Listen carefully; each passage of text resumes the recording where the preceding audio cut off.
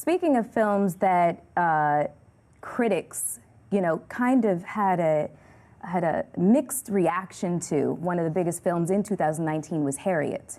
And one of the reactions, mixed reviews, was about the fact that the main actress was British.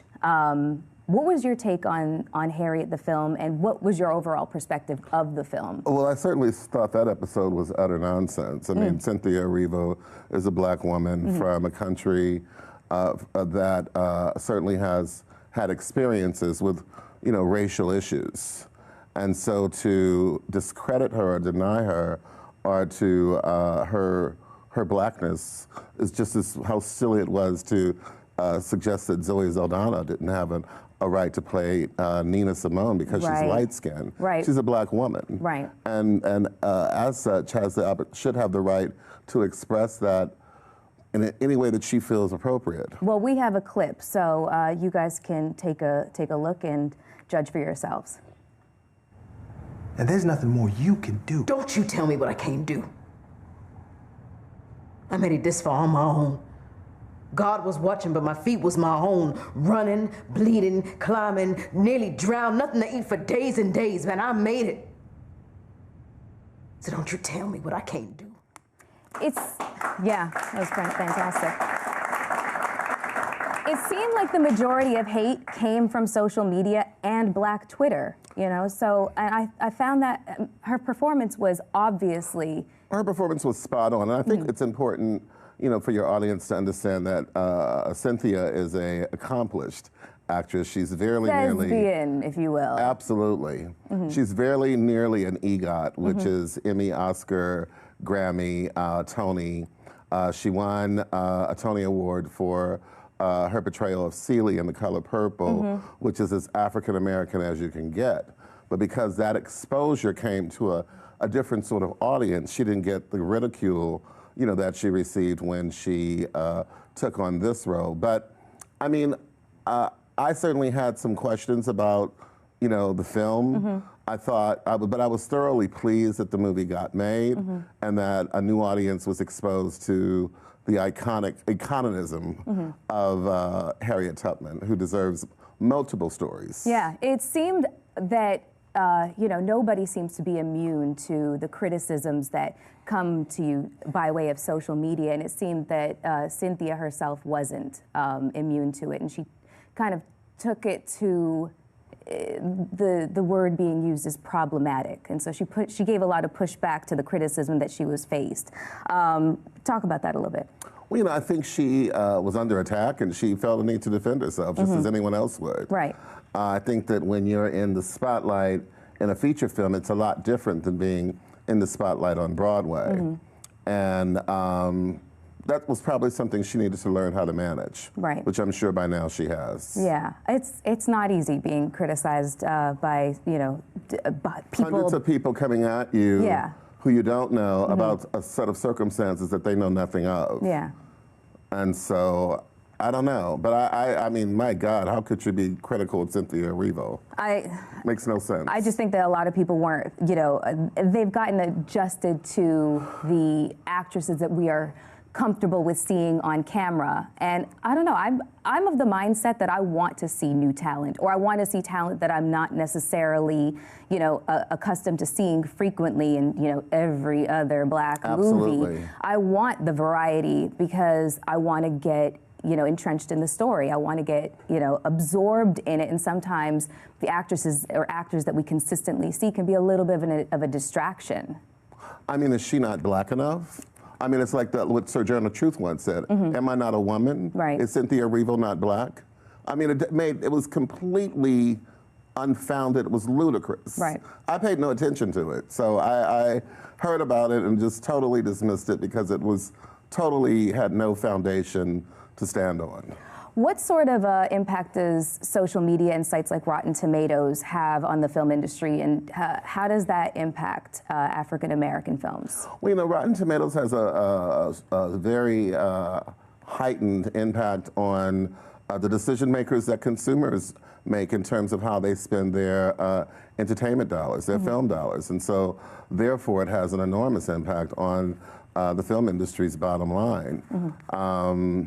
You know, we've partnered with them, most notably last year for Sundance, and they run a great operation, and certainly they should be used as a resource, you know, by which people make their decisions about which films, you know, they're going to invest their money in. Yeah.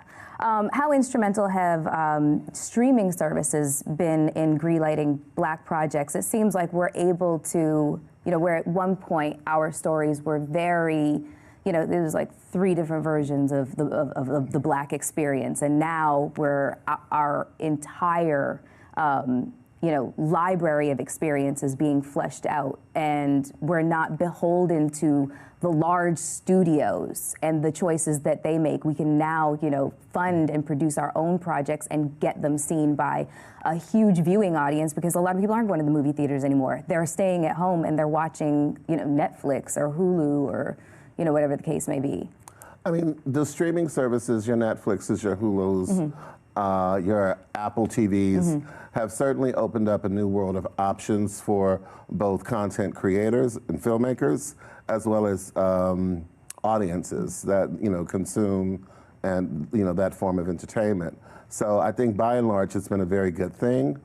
I think that because of the format that those films exist on, that content exists on, that it allows for greater flexibility, you know, in terms of programming. Yeah. And so, therefore, it allows those programmers and those executives at those companies an opportunity to tell a wider range of stories. You know, with the film, you have basically one weekend to, you know, get butts in the seats and start to make that money back. Yeah. So the window in which you have to reach your ROI, your return on investment, is a lot shorter. You know, in traditional cinema, which when I say that, I mean four-walling, meaning going into a movie theater, than if you're watching something on a streaming service. So it's been a very, very, very good thing. Yeah, 2 executives that come to mind when I think about, you know, massive deals that have been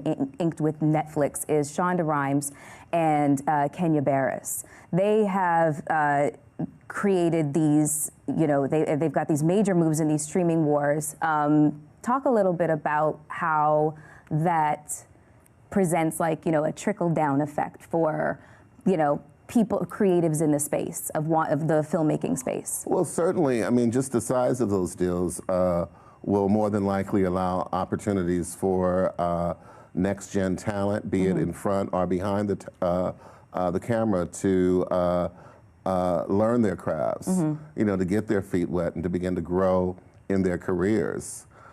Because they're both with a streaming service like Netflix, which is known for taking risks, you know, and known for an openness to your point earlier, telling a wide variety of stories. It'll probably result in audiences seeing, you know, a much wider range of stories about the Black experience. Yeah. Speaking of the Black experience, I did want to ask you this question just because it's just weighing so heavy on my heart. When They See Us, Ava DuVernay's film on the 4-part series on the Exonerated 5, was completely shut out of the Golden Globes, which is coming up. What's your thoughts on that? As a film critic, who it's clear, I mean, Jharrel Jerome won an Emmy for his performance, but not one nomination. You know, he also won an AFCA during our TV honors, as well as the show itself. And you know, Ava's a very dear friend, so certainly I was disappointed that she, you know, didn't receive any type of recognition from the Emmys, but she's developing new projects, and it's just, you know, it's just the Globe's loss. It really is. Just across, not even she didn't receive any Globe nominations. Right, exactly. Yeah, and not just the loss that they didn't nominate the film, but also the stellar acting talent. You know, Niecy Nash, Jharrel, like across the board. All of them. Yeah, you know, from soup to nuts, that was the type of film that certainly deserved attention and recognition from the Golden Globes, and the fact that they failed to see that is really just a loss to them. certainly not to Ava. Yeah, no, I had to ask a professional what they thought of that because my jaw was in my lap when I found out there was not one nomination, so I had to ask you what you thought about that. Issa Rae has a new movie called The Photograph, and it's coming out this year, and people are already comparing it to Love Jones. Have you heard those comparisons, and what are your thoughts? I've heard them. There's a lot of great buzz in both cyberspace and also within the film community. I'm really excited about it because a good friend of mine, Lil Rel Howery, is in the film, so I'm really excited, and he's very excited about the project to come out. So I'm going to go see it. Lil Rel is one of our favorites as well. Yes. And in fact, Lil Rel will be hosting our award show on January 22nd.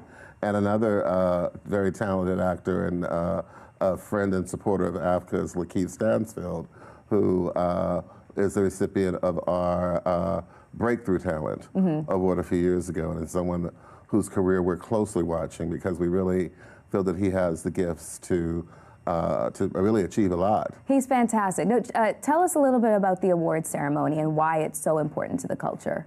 Well, the awards ceremony we're going into our 11th year. Fabulous. And it's our principal event. It honors excellence.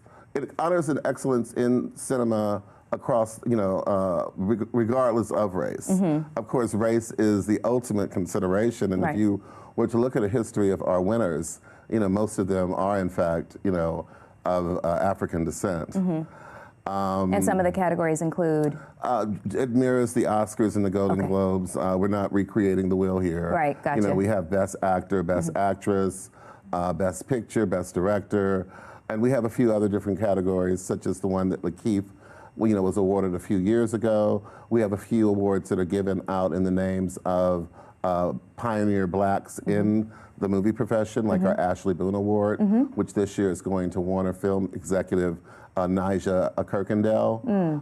That's different. That's a little different. From reinventing the wheel. That's a little different. Is honoring black executives. Absolutely, because they're really the ones who make things happen. The people like the guys here, the crew here behind the camera, you and I, we are the... We are only as good as the production. Well, we're only as good as the production, but we're the ones who work consistently year in, year out. A lot of times the focus is on the person in front of the camera, as it well should be, but you also definitely need to consider and understand and respect those of us who work in a professional capacity behind the camera, who really keep the wheels going 365 days 365 days a year. Absolutely. The crew is like, they're the homies. We're the homies. After this, we go out and have chicken wings. Eddie Murphy has also had a great 2019. I mean, it is just amazing to see him come back and with such a bang. Dolomite Is My Name. Everybody's waiting for the sequel to Coming to America. Do you know any secrets about that? What can we expect? I mean, it's done. It was shot in Atlanta. I spent half my year in Atlanta, and so it was good to see the crew down there doing and the star power. Thing. Great group of talent involved in the film. Ruth Carter, who won the Oscar last year, also did the clothes, the costumes, the clothing that you're going to see in the movie. Craig Brewer, who a lot of people will remember from Hustle and Flow. He was the director of that. He directed the movie. And so there's a lot of anticipation around the film. Yeah. A lot of your audience may not have seen the original in its first Blasphemy. You guys look pretty young, so they probably didn't see it in their first It is a rite of passage. You are not allowed to exist in a black home. Raise your hands if you saw it on DVD. That may not even be with the. Okay, well, how did you guys see it? It was on television. Okay, television. That's my point. Some of us are old enough where they actually went to a movie theater. I did. I was in the movie theater with my parents watching it. That was my point, but it's a classic. The most awkward scene, I think I was like 10 years old, and it's the royal penis is clean, Your Highness. I'm sitting next to my father. I'm like, oh my God, I'm dying inside. But I'm really excited about the fact that the old crew is back. Arsenio Hall is there, but we've also got Wesley Snipes. We've got Tracy Morgan. I'm so excited about this, and I hear that it's not coming out until like December. there's I going know. Yeah, there will be a heightened amount of anticipation for that film. I mean, 2020 seems like it's going to turn into a film.